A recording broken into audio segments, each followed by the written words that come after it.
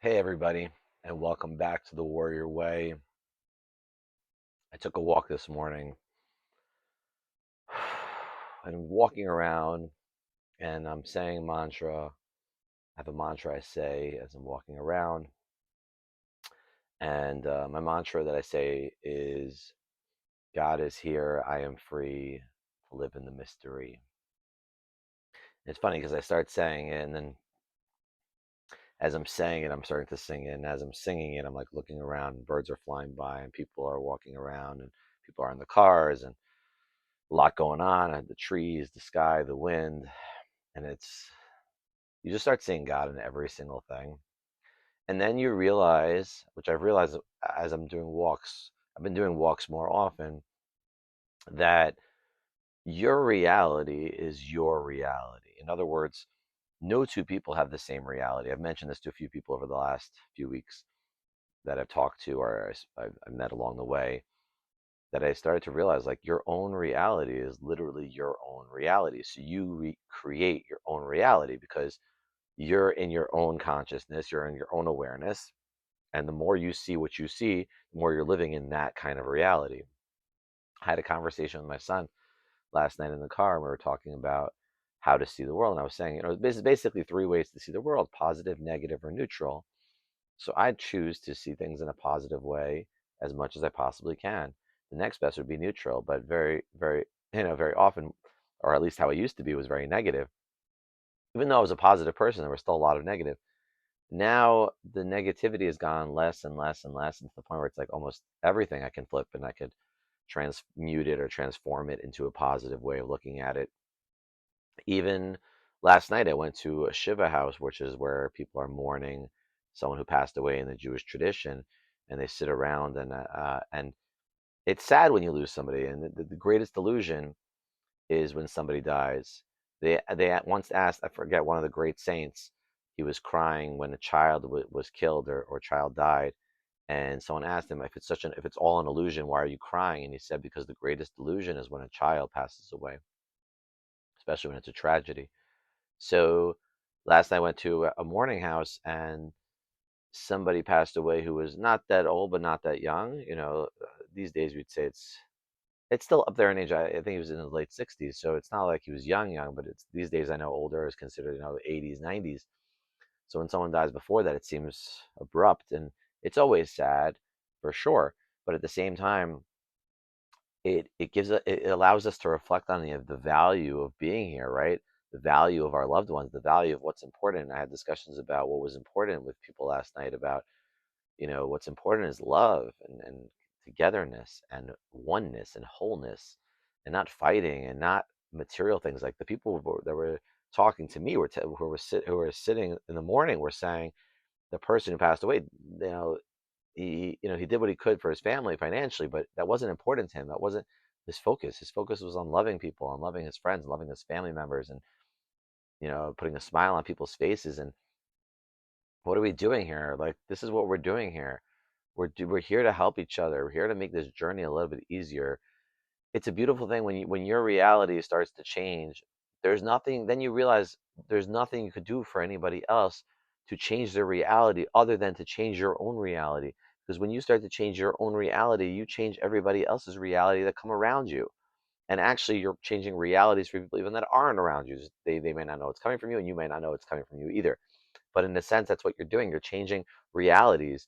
And the more of us that are working on ourselves to change our own realities, to see it in the light, to see it in a positive way, to transmute all this shadow, all this darkness into light, the more we're helping the global world, worlds that you can't even imagine. We're building worlds day by day here.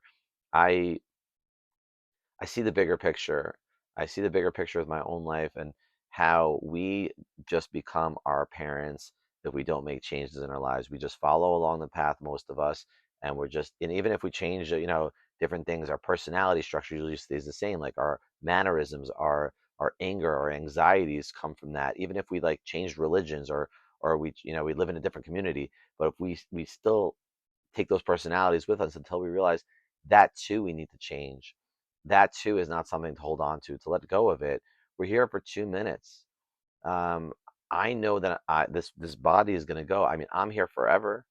that I've realized. So death to me is not the same thing. So when I sit in the morning's house, I'm not sitting with a sad face on. I sit regular. And then there was a lot of smiling last night because I had a lot of love because I was saying that like the good news when someone passes away, it's not good for people. I understand, but the feeling that we get is that the positive thing that comes out of it is everyone comes together over a loss.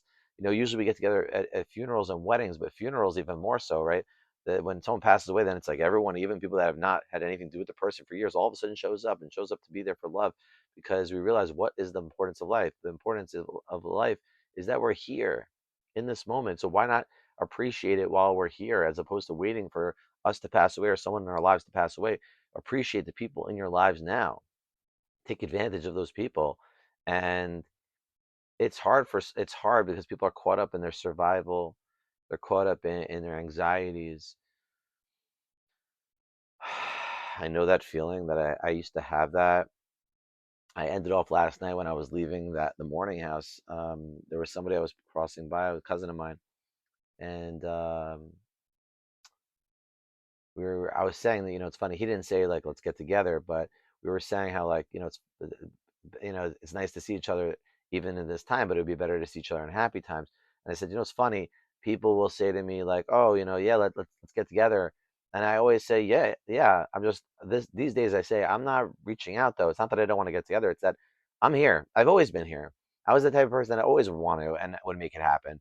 Everyone else seems to be running around. Everyone else seems to be saying words like, oh, let's get together in happy times. But then they don't follow up because they're busy surviving. They're busy running around at work. They're busy with things, their responsibilities. You have to be responsible. And then I say, well, somehow I'm responsible, but I also realize what's important. If you say it's important to get together while we're still here and while in happy times, so what are you waiting for? I'm not reaching out anymore. I've done that. I've done it to everybody in my life. Reaching out and reaching out. For what? For you to say you're busy? I understand you're busy. It's okay to be busy. It's okay to be where you're at in your life. It's like everyone has to do what's good for them in their lives, but ultimately, sometimes we got to take a pause and say what's really important is to sit around together with loved ones, right? At the morning house, when you're sitting around loved ones, it's an amazing thing. No one's going anywhere. Everyone's just sitting and in love and talking about life, talking about what's important. They're not talking about jobs. They're not talking about what do you do for work. They're not talking about what's going to be tomorrow. Literally, they're just talking about peace and love and wow, we should have taken it in advantage, and it's hard. And sometimes people will talk about the sadness of like, oh, losing the person too early and this and that. But it comes back to the gratitude and to appreciate the people around you and the people that you do have, and that they're here to support you through this, and to take it moment by moment, because how you grieve is not to allow yourself to get too far ahead in the future and to not go back, to be with the feeling that you have, to be right here, right now. And it goes back to my walking, like the mantras that we can do help you become so present to the moment at hand where you're at right now. It took me a while to get into the mantras, to say things over and over again. Meditation was something for me that was easier to do, and exercise I do, and dancing I could do, and singing I could do, and mantras were very difficult. But I've been doing it for a little while now, and um, and I do different ones. But that's really it's really helpful. It brings you back. If you're having trouble, I would say losing it, like where you feel like you're getting caught up in future stuff or caught up in past stuff, mantras are very good for bringing you back. And find your own mantra. You don't have to use one from other people or from myself. It's like find your own words. Um, use Google, use ChatGPT to help you if you can't figure out your own, or just what words work for you in whatever language. I mean, my teacher Ram Dass was using Hindi language, right? So he was using God's name, Ram, Jai Ram, Shri Ram, Jai Ram, and that just didn't work for me. I tried to listen to that kind of music; it didn't work for me either. Like I listened to Dave Matthews. Like Dave Matthews is he may be fully enlightened. I have no idea, but he seems very aware to me, and all of his words, I quote him all the time and I sing him all the time because it resonates with me. You have to find things that resonate with you. You can't be something you're not. You can't be someone you're not. It's a struggle for myself, and I'm sure for others. Like when you were trying to figure out who you wanted to be based on everybody else for so long, We obviously look to our parents. For a boy, you look to your dad, or to an older brother. I had a younger brother, so it's very different in that respect. Or you look to friends, and I was looking every which way, and then eventually I stopped. I don't look to anybody. I mean, I look to a person like Jesus, Maharaji, Ramdas. Those are the people I look up um, to be loving beings, to be love. And then I go inside myself and I realize that that's what I am. I'm love, and I'm not going to stop being love. And I'm going to lean into that. And every time the fear comes up, I go,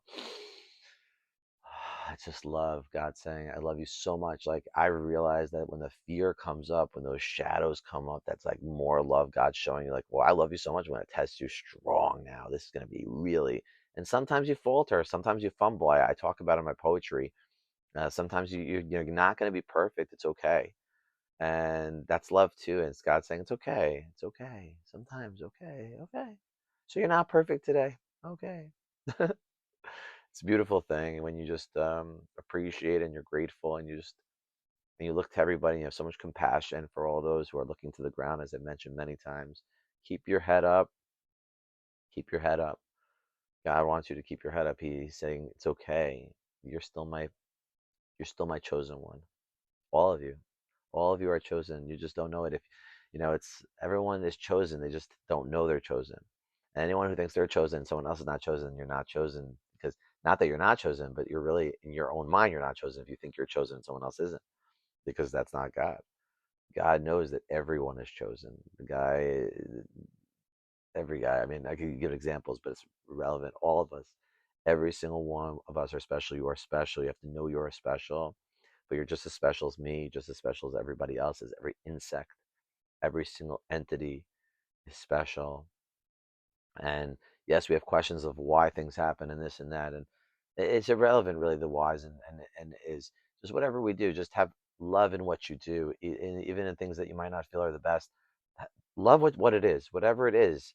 I can use an example of eating. Like, I've not given up eating meat. I still eat meat. I still eat chicken.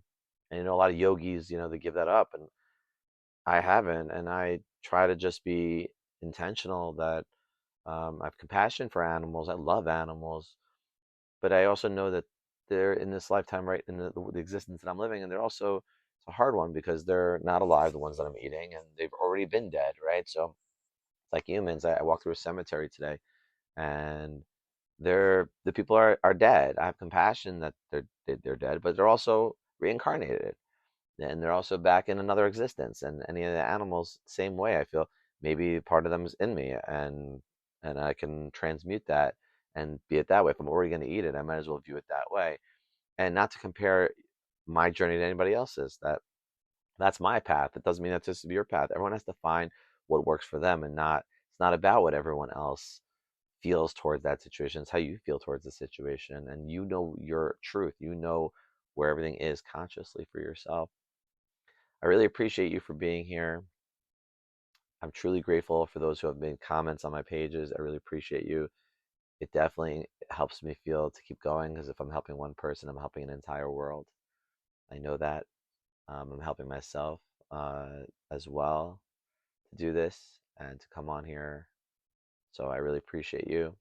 And if you did like the video, definitely hit that mark. It makes it definitely makes someone feel good, myself, and it allows others to see that you enjoyed it as well, for them to appreciate it. And I'm really doing this to uplift others, to help you realize you're not on this path alone. I'm with you. We're here together. I see a lot of people write on these spiritual different, you know, ch- uh, different channels, where they're writing on the comments like they're feeling alone. I felt that many times along this journey. I know I'm not alone. First of all, God is with you. The angels are with you. I'm with you. We're all with each other. Just we have to close our eyes and feel it, feel that light, feel that energy. It's happening. Things are really changing externally too for a lot of us right now. We're seeing it, and you're starting to see it. And if you're getting this video right now, you're part of that. Obviously, if this is coming up, and I'm getting other people's videos like crazy now, so who are new. So I see you too, whoever you are, with you in this journey. It's been a beautiful journey, and can't wait to can't wait for each moment to unfold as it's happening. So until the next video, have a great day. Take care.